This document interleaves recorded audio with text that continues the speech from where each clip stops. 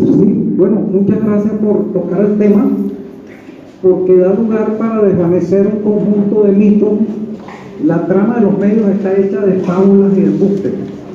Primero, todos los medios dicen Venezuela es una dictadura. Es una dictadura que desde 1998 lleva más de 20 procesos electorales ejecutados con toda limpieza. El presidente Jimmy Carter, que no es chavista, dijo: el sistema electoral de Venezuela es quizás el más perfecto del mundo y el de Estados Unidos es quizás el más imperfecto del mundo.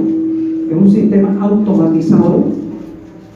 El bolivarianismo ha perdido 2 elecciones, las ha reconocido de inmediato, pero el resto de las elecciones las ha ganado. Entonces, primero, en Venezuela no solo no hay dictadura, ha habido más de 20 procesos electorales desde 1999. Uno piensa que no puede haber exceso de democracia, pero si en algún país pudiera haberlo, en Venezuela hay democracia y hay elecciones casi todos los años. Entonces, es el primer fantasma que hay que desvanecer. No solo hay democracia, no hay dictadura, no hay autoritarismo. Cuando Hugo Chávez Frías le da un golpe en el que participa parte del ejército, los medios, él regresa al poder, toma un crucifijo y dice: por favor, reflexionen. No pone a nadie preso, no cierra medios de comunicación, no ilegaliza partidos, etcétera, etcétera. El tercer elemento es suponer que en Venezuela habría una insurrección nacional contra el gobierno elegido democráticamente de Maduro. En Venezuela hay 335 municipios.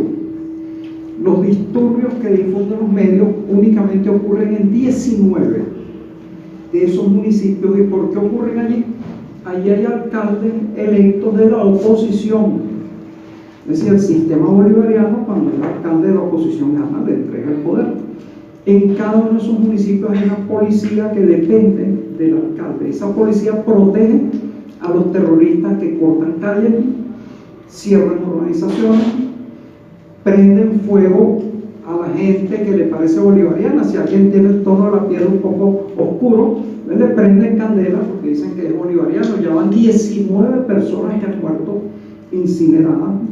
Entonces, dicen los otros, no hay tal insurrección. A veces hay más camarógrafos de CNN y de los medios en uno de esos cortes viales que en realidad público. Yo tengo una fotografía porque vivo en una de esas zonas.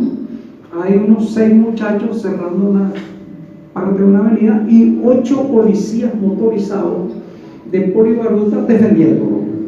¿Dónde han visto ustedes la policía defendiendo a los terroristas? Es un espectáculo que solo en Venezuela se ve, que yo sepa. La otra falacia, crisis humanitaria. Venezuela pasó desde el siglo pasado, que tenía un nivel de desarrollo humano bajo, según los indicadores de la UNESCO, a un nivel de desarrollo medio, y actualmente es un país de desarrollo humano alto. Ninguno de los países latinoamericanos están atacando a Venezuela, tiene esa credencial. Venezuela tiene el índice de Gini, que es un índice que usa la Organización de Naciones Unidas, el índice de desigualdad más bajo. Es decir, es el país con menor desigualdad social en la América capitalista. Digo capitalista, pues seguramente el de Cuba es más bajo. Pero fíjense otro elemento. En Venezuela, 1 de cada 3 venezolanos está estudiando, 1 de cada 9 está en educación superior. Se venció el analfabetismo en 1 año y medio. Cada vez que digo eso hay una explosión de entusiasmo. Entonces, en Venezuela la asistencia médica gratuita alcanza a más del 82% de la población. En los últimos 3 años se han construido 1,5 millones de viviendas que no hay medicamentos populares para un país que tiene 30 millones de habitantes. Entonces, ustedes, es significativo.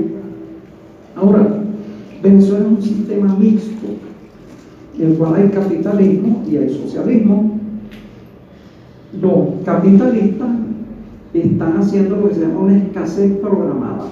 Hicieron lo mismo en el Chile de Allende, hicieron lo mismo antes del golpe de Estado que hubo en la Unión Soviética, etc. Es decir, ellos importan bienes, los esconden o no importan nada. Una de las estructuras curiosas de Venezuela es que el Estado le da dólares a tasa preferencial a la empresa privada para que importe bienes.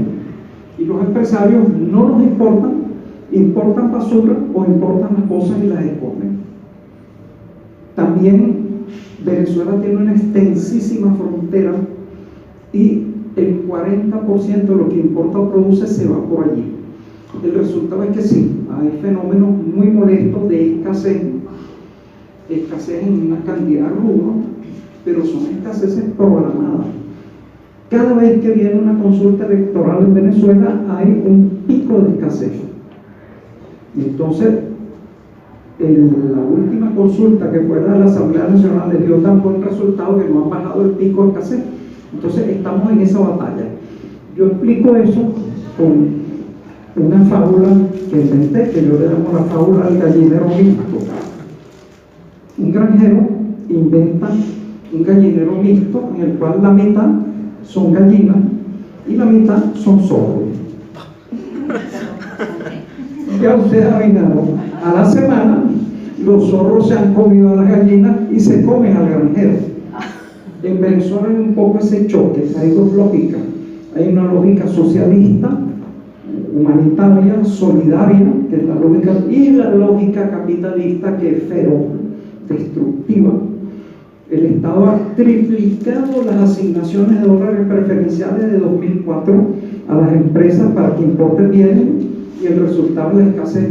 Ha cuadruplicado las asignaciones de dólares preferenciales para medicina, y el resultado es que faltan medicinas esenciales. Yo creo que el Estado va a tener que tomar decisiones sumamente drásticas de radicalización para resolver esos problemas. Es decir, pero bueno, yo soy un ciudadano de a pie, yo meramente comento, pero hay que hacer eso. Entonces sí, hay en Venezuela una situación incómoda en cuanto a abastecimiento, pero el resto de las imputaciones contra Venezuela son absolutamente fantaseadas.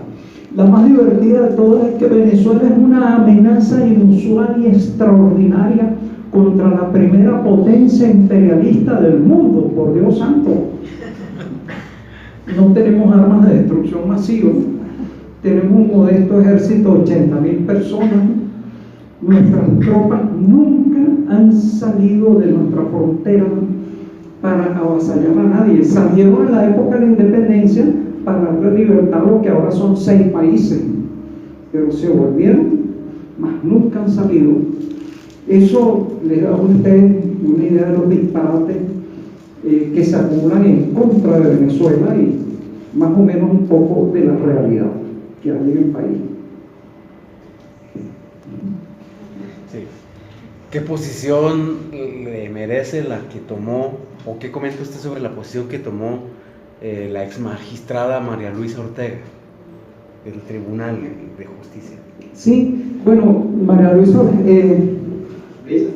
Ortega, ella fue elegida con el consenso del bolivarianismo como fiscal de la República, y entonces hubo un enfrentamiento de poderes, porque cuando la oposición ganó el poder legislativo, pretendió destituir al presidente de la República, hacer una ley de inmunidad que perdonaba delitos de la oposición tales como el narcotráfico, el terrorismo, etc.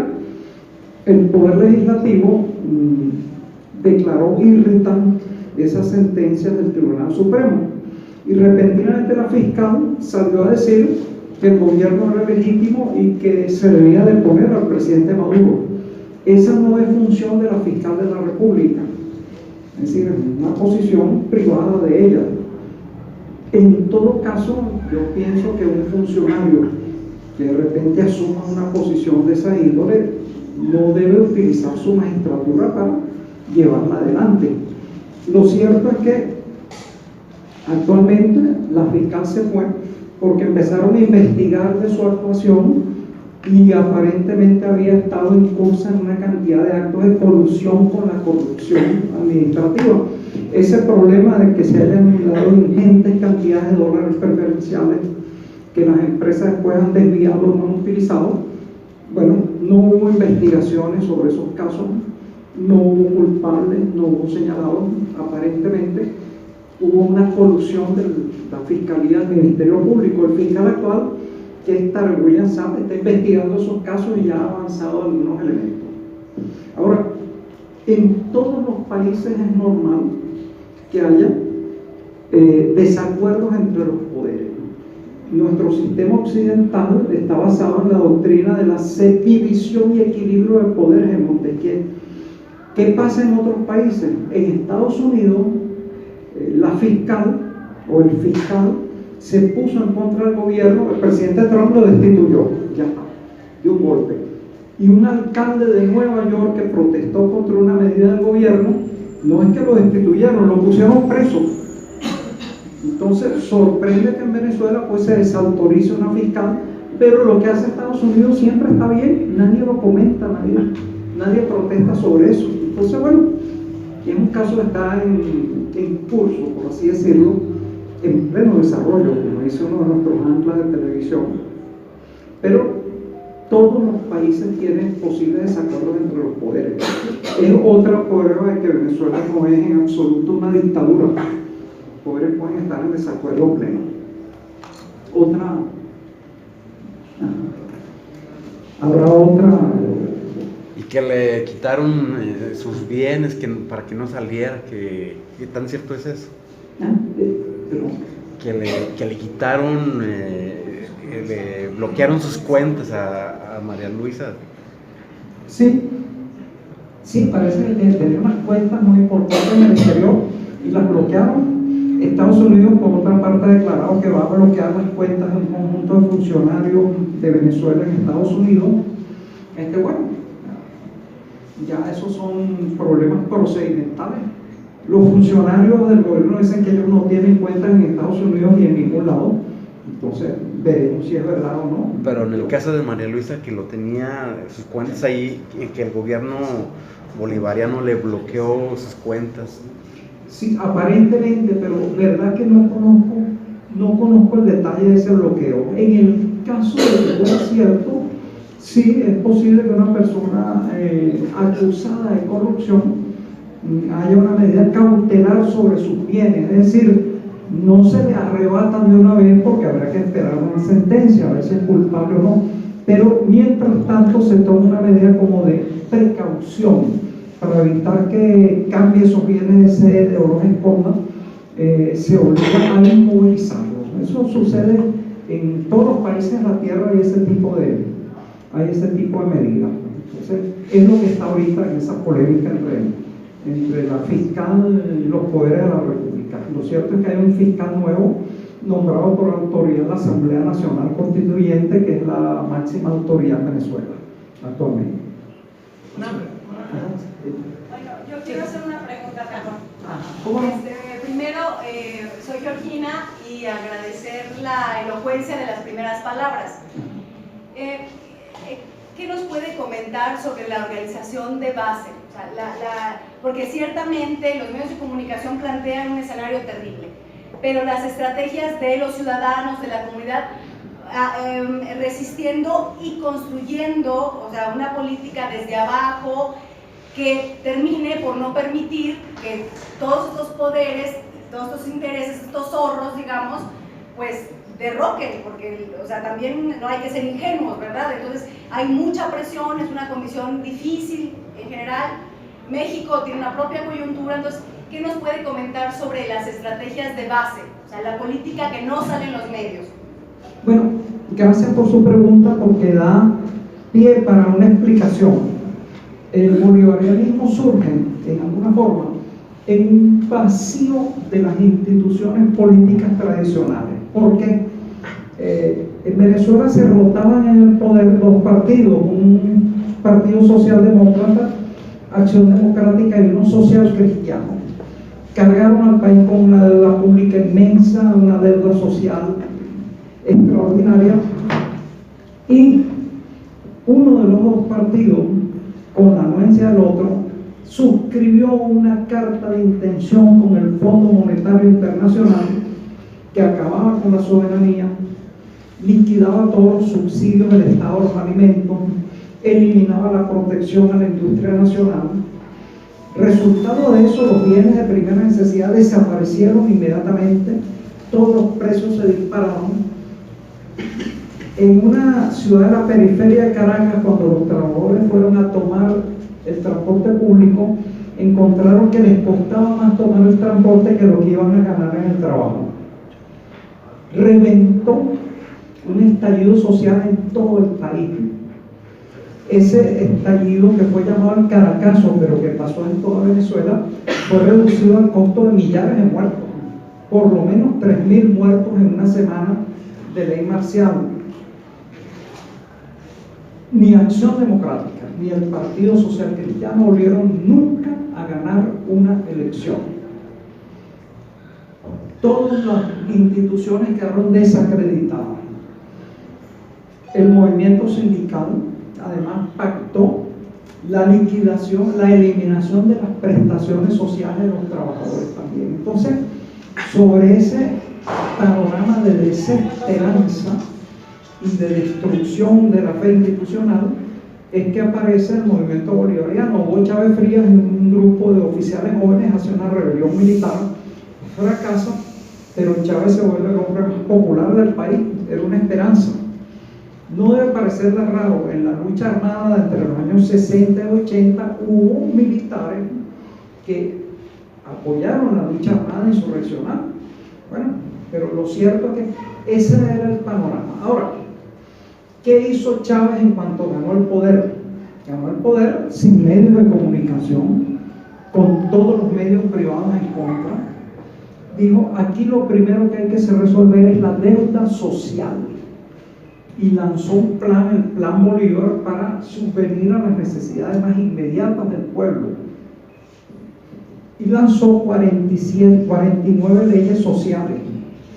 La derecha empezó a predicar un golpe de Estado de una vez, como un año antes estaba predicando un gobierno de transición para acabar con ese gobernante que estaba atendiendo la deuda social. Llegó el golpe de Estado del 2002, que fracasó justamente porque las bases sociales, el presidente Chávez quedó prisionero, las bases sociales acudieron como un enjambre, se plantaron frente a los cuarteles, se sentaron, cada cierto tiempo se volvían a parar, avanzaban unos metros, como diciendo, bueno, aquí estamos, mátennos. Los militares que apoyaron el golpe dijeron, no podemos matar centenares de miles de personas, restablecieron a Hugo Chávez en el poder, fue el pueblo. Ahora, ¿qué les quiere decir eso? Una base social que es la que hasta ahora ha mantenido el bolivarianismo en ese conjunto de consultas populares. Ha habido más de 20 consultas populares desde 1998. Es decir, ahora, la gente dirá, bueno, también eso es por clientelar. No, en esa época el petróleo estaba a $8 el barril, los recursos del Estado estaban muy limitados y sin embargo la gente apoyó el gobierno. Actualmente tenemos otra crisis en ese sentido, hay un dumping internacional de los precios del petróleo, ustedes conocerán aquí la situación de Pemex. Sin embargo, fíjense, se llamó a elecciones una constituyente, el bolivarianismo recibió más de 8 millones de votos, estamos hablando de un país de 30 millones de habitantes. Y entonces, en ese sentido, bueno, se volvió a restablecer el apoyo, el respaldo electoral al gobierno. Dirán, bueno, la oposición desde luego dice, no, eso es falso, eso es mentira, pero la oleada terrorista que tenían montada desapareció. Qué extraño, parece que ellos mismos dijeron, oye, fracasamos. Es decir, 3 días antes estaban incendiando gente en la calle, matando gente, que incluso para ir a votar hubo un pueblo que tuvo que cruzar un río a pie. Yo me tuve que mover de mi casa y mover un hotel en el centro para votar en otro sitio. Ese era el estatuto de terror que tenía. Pues bueno, no, la violencia desapareció. Y esa oposición que dice que las elecciones no son válidas, dice ahora que va a participar en las elecciones regionales. Hay evidentemente una convicción de que sí hay un apoyo. Ahora, ese apoyo puede ser duramente golpeado si no se toman medidas para resolver la crisis de abastecimiento, ¿no? Hablando con la mayor sinceridad del mundo. Entonces, creo que... Sí. Mi pregunta va por aquí. Ahora mismo usted acaba de decir que sabemos que en la constituyente votaron más de 8 millones. Sí.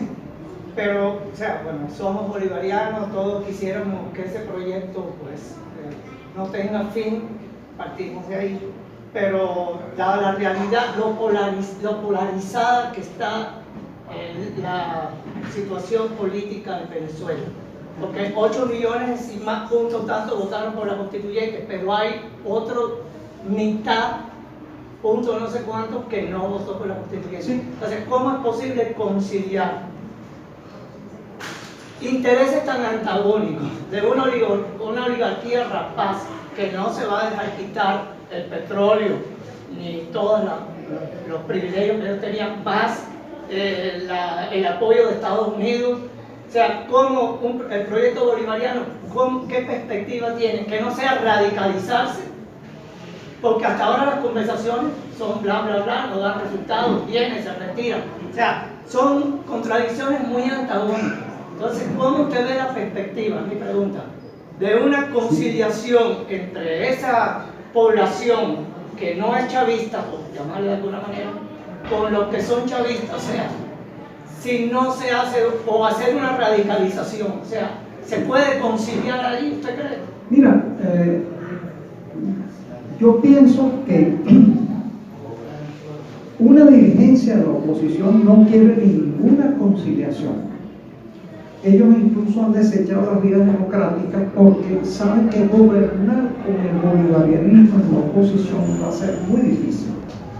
Ellos están buscando una solución al estilo de Chile o de Indonesia, es decir, erradicar el bolivarianismo mediante un régimen de terror y disponer de todas las riquezas de Venezuela inmediatamente. Ahora, el gobierno trata de que esa oposición que existe, es numerosa, participe en los mecanismos democráticos. Ahora, ¿qué sucedió con la constituyente? La constituyente fue un llamado a toda la población. La oposición dijo, no vamos a participar allí. Segunda vez que lo hacen, una vez en 2005 hubo una elección para el Poder Legislativo y ellos dijeron lo mismo, no, ese Consejo Nacional Electoral es fraudulento, no vamos a participar. Le entregaron durante 5 años todo el Poder Legislativo únicamente a los bolivarianos. Vamos a confesar que los bolivarianos no hicieron gran cosa con él. En este caso también, la oposición no participó en la constituyente porque no quiso. Pero fíjense cómo ahora, evidentemente, sí está reconociendo que eso tiene alguna legitimidad, porque cesaron la oleada terrorista y ahora van a participar en las elecciones regionales. Es decir, se equivocaron 2 veces. Fueron fracasos absolutos que políticamente el bolivarianismo no supo manejar, por lo menos el primero. Entonces, bueno, estamos en esa situación. Ahora, verdad, es importante recapitularles a ustedes eso. Venezuela tiene el 20% de las reservas de hidrocarburos en el mundo. Tiene biodiversidad, energía hidroeléctrica, reservas inagotables de hierro, de aluminio, coltán, que es indispensable para todos los mecanismos electrónicos. Tiene reservas de oro que pueden fundar un nuevo sistema monetario. En un botín tan colosal que el imperialismo es capaz de hacer cualquier cosa por él. Y si llega a obtener, aunque sea transitoriamente, algún tipo de poder sobre él, no se lo va a dejar arrebatar pacíficamente. Es decir, lamentablemente, bueno, para mí, la perspectiva es una confrontación violenta mayor. Ojalá no fuera así, pero es lo que uno podría pensar, ¿no? Yo estuve en Sudamérica hace 8 años, cuando Evo Morales entró en el poder. Yo creo que Evo Morales no va a permitir, está muy fuerte, él, igual que Perú, de que la potencia de Estados Unidos llegue. ahí completamente a Venezuela, porque como usted acaba de decir, es riquísimo Venezuela y no nos conviene a nosotros los de América Latina. Si nosotros ya estamos hincados desde hace muchísimos siglos a Estados Unidos, no se va a permitir que siga esto en la América Latina. Gracias, es todo. Bueno, Venezuela está en una situación estratégicamente difícil. Está flanqueada por Colombia. Colombia tiene un ejército reconocido de más de 500,000 de efectivos. Es el reconocido, no reconocido, quizás tenga varios centenares de miles. Tiene 7 bases en Estados Unidos. Se está instalando una base de la OTAN en unas islas inmediatas en nuestro litoral, Aruba, Curazao y Bonaire, hay bases de Estados Unidos. Hay una disputa territorial con la Guayana inglesa. Es decir, y Estados Unidos, sus últimas guerras, las ha librado no directamente con su ejército, sino tercerizándolas.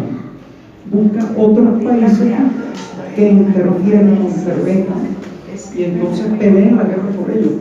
De hecho, una parte importante de estos disturbios terroristas han sido protagonizados por paramilitares.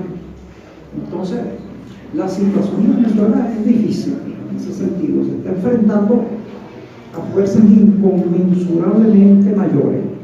Pero piensen también que Cuba lleva más de medio siglo enfrentada a fuerzas irresistibles y ahí está.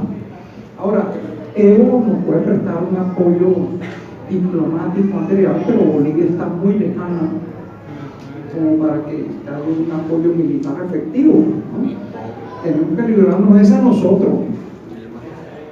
En el frente internacional es probable que en el caso de una agresión abierta, casi seguramente habrá un veto en el Consejo de Seguridad de la ONU de parte de Rusia y de China, que no van a cometer el mismo error que cometieron con Libia, que la dejaron indefensa.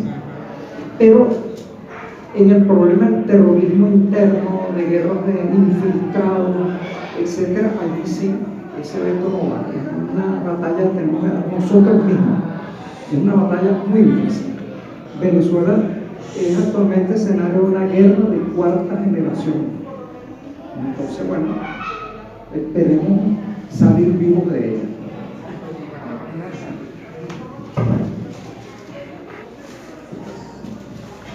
En materia ambiental, tengo entendido que Venezuela es el primer país del mundo que ha implementado políticas públicas para construir un modelo ecosocialista. ¿Cuál es la perspectiva, cuáles son las estrategias o cuál ha sido este proceso? ¿Para construir Un modelo ecosocialista. Ecosocialista. Sí, miren, tanto en el Plan de la Patria, que es una especie de proyecto de desarrollo de Venezuela, como en los estatutos del Partido Socialista Unido de Venezuela, se toma en consideración la ecología. Piensa que si se va destruyendo la naturaleza, pues nada podrá subsistir. En ese sentido, hay una cantidad de dispositivos y de medidas gubernamentales. Se ha intentado, por ejemplo, controlar la explotación ilegal de minerales en Guayana. Ahí hay una infiltración muy fuerte de los llamados garimperos. Son explotadores ilegales brasileños, entran por la frontera, practican la minería con minerales contaminantes, destruyen, talan, etcétera, etcétera, pero es una lucha larga y difícil porque son infiltraciones difíciles de controlar a lo largo de una frontera muy grande y que vienen de un país que tiene una larga tradición de destrucción ecológica, como es Brasil.